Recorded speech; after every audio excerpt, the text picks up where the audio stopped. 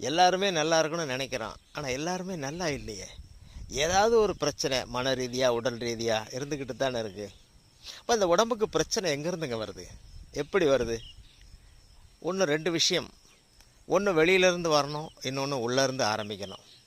இப்போ வெளியிலேருந்து எப்படி இந்த உடம்புக்கு பிரச்சனை வரும்?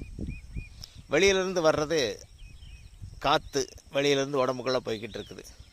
ஏன்னா காற்று நம்ம கண்ட்ரோல் இல்லை. சரி, ரைட்டு. அடுத்து நாம் உடம்புக்குள்ளே அனுப்புறது, உடம்புக்குள்ளே என்னெல்லாம் அனுப்புகிறோம்? தண்ணி அனுப்புகிறோம், கூல்ட்ரிங்க்ஸு, இந்த மாதிரி நிறைய ஜூஸு, நிறைய டீ காஃபி, இந்த மாதிரி நிறைய உள்ளே அனுப்புகிறோம். அடுத்து ஸ்நாக்ஸு, பல வகையான பலகாரங்கள் உள்ளே அனுப்புகிறோம். உணவுகள், பல வகையான உணவுகள் உள்ளே அனுப்புகிறோம். அப்போ உள்ளே போகிறது தானே உள்ள பிரச்சனையை உருவாக்கணும். இப்போ உடம்புக்கு உள்ளே போகிறது உடம்புக்குள்ளே பிரச்சனையை உருவாக்கணும். அப்போ வெளியிலேருந்து வரக்கூடிய விஷயங்கள் என்ன விஷயங்கள்? வெளியிலேருந்து இப்போ கொரோனா காலகட்டத்தில் இந்த கிருமி தொற்றுனால வந்துச்சு. அதை நம்ம தடுக்க முடியாது, வர்றதை தடுக்க முடியாது. வேணால் பாதுகாப்பாக இருந்துக்கிடலாம். அப்போ வெளியிலேருந்து நம்மளை தாக்கக்கூடிய கிருமிகளிலேருந்து நாம் கொஞ்சம் பாதுகாப்பாக வேணால் இருக்கலாம். ஆனால் நம்ம கையில் இல்லை, நம்ம கண்ட்ரோலில் தடுக்க முடியாது.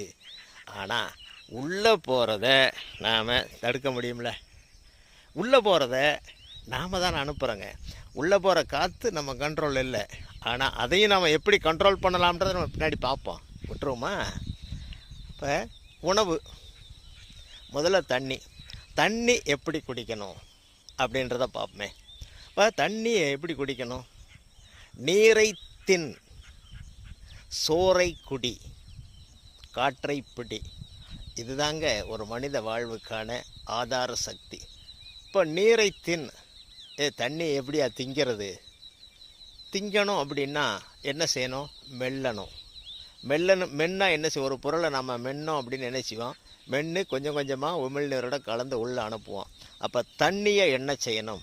கட கட கட கடன்னு என்னமோ விரவுக்குழியில் தண்ணி ஊற்றுன மாதிரி குடிக்காமல் தண்ணியை அப்படி மெதுவாக வாயில் வச்சு சிப்பாக உறிஞ்சி உமிழ்நீரோட கலந்து அப்படி மிடருன்னு சொல்லுவோம் இல்லையா, மடக்காகும். சின்ன ஒரு வாய் தண்ணி குடித்து அதை 3-4 மிடர்களாக அப்படியே உமிழ்நீரோட கலந்து மெதுவாக அனுப்பணும். இப்படி ஒரு டம்ளர் தண்ணியை குடிக்கிறதுக்கு ஒரு 2-3 நிமிஷம் எடுத்துக்கிட்டீங்க அப்படின்னா தண்ணி இந்த உடம்புக்கு தேவையான ஆற்றலை கொடுக்கும். ஏன்னா தண்ணியின் மூலமாக தான் நமக்கு தேவையான பல ஆக்சிஜனும் கிடைக்குது.